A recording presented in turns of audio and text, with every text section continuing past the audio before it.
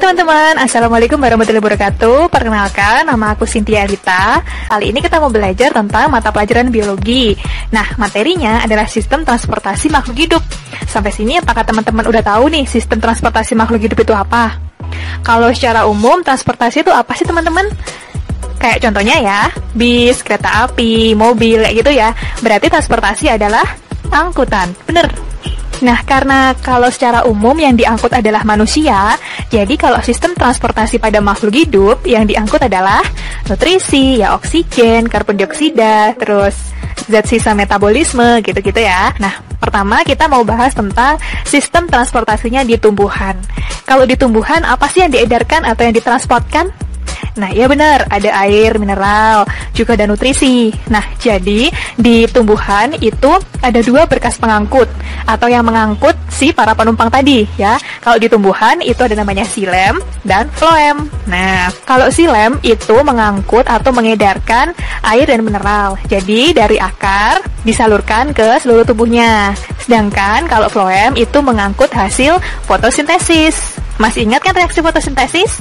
6CO2 plus 6H2O dibantu cahaya matahari dan klorofil, kemudian menjadi C6H12O6, 6O2, dan energi. Nah, itulah yang diedarkan oleh floem. Buat memudahkan untuk mengingat-ingat ya, kita lihat di huruf awalannya. Jadi kalau floem kan huruf awalannya F.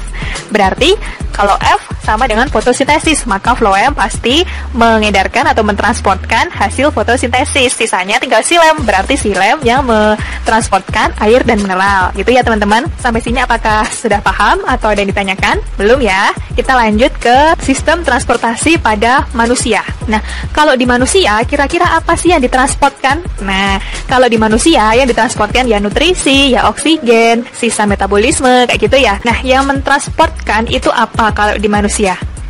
Darah, betul banget. Jadi darah itu nanti yang mengantarkan para nutrisi, oksigen sampai kepada tempat tujuannya, gitu ya teman-teman istilahnya.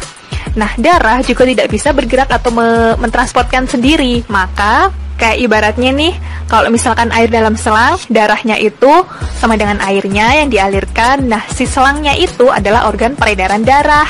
Nanti organ peredaran darah itu ada pembuluh darah, jantung gitu ya. Kita bahas ke darahnya dulu ya teman-teman. Darah ini macamnya ada 4. Yang pertama adalah darah merah atau eritrosit. Kemudian ada darah putih atau leukosit. Kemudian ada keping darah atau trombosit. Dan juga ada plasma darah. Nah, untuk sel darah merah atau eritrosit, itu kenapa sih bisa berwarna merah?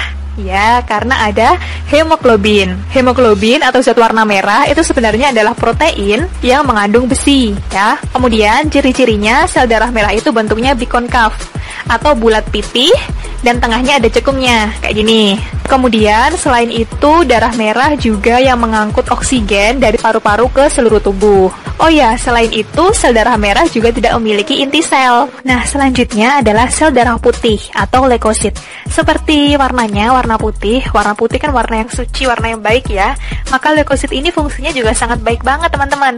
Jadi, leukosit ini fungsi utamanya adalah melawan penyakit yang masuk dalam tubuh. Jadi, kalau ada patogen nih yang masuk ke dalam tubuh, itu leukosit akan yang paling depan banget buat melawan yang paling pertama kalau ada penyakit. Nah, selain itu, ciri-cirinya juga sel darah putih ini memiliki bentuk yang tidak tetap, yang juga memiliki inti sel. Sel darah putih ini memiliki granula dan ada yang tidak memiliki granula.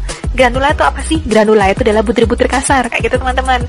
Jadi kalau yang bergranula itu disebut granulosit, sedangkan yang tidak bergranula itu disebut agranulosit. Nah, buat mempermudah mengingat-ingat teman-teman, biasanya aku pakai singkatan BENLEMU. Bukan maksudnya menyindir ya teman-teman, ini cuma untuk mempermudah ingatan aja. Jadi kalau yang bergranula atau granulosit itu ada basofil, eonosofil, dan netrofil. Sedangkan kalau yang agranulosit itu ada limfosit dan monosit. Gitu teman-teman. Untuk ciri-cirinya mereka juga berbeda-beda teman-teman. Jadi kalau basofil itu granulanya warna biru, kalau eonosofil itu granulanya warna merah. Dan keduanya itu bereaksi kalau ada alergi. Nah, jadi gitu teman-teman pembelajaran kita hari ini. Semoga bermanfaat ya, semoga kalian paham. Kalau misalkan kalian masih ada yang bingung, bisa langsung tanya ke aku di kolom komentar ataupun langsung kirim pesan pribadi ke aku. Mohon maaf apabila ada kata yang salah dan kurang berkenan. Terima kasih atas perhatiannya. Semoga ilmunya bermanfaat. Semoga kita bisa belajar bersama lagi ya lain waktu. Terima kasih. Assalamualaikum warahmatullahi wabarakatuh.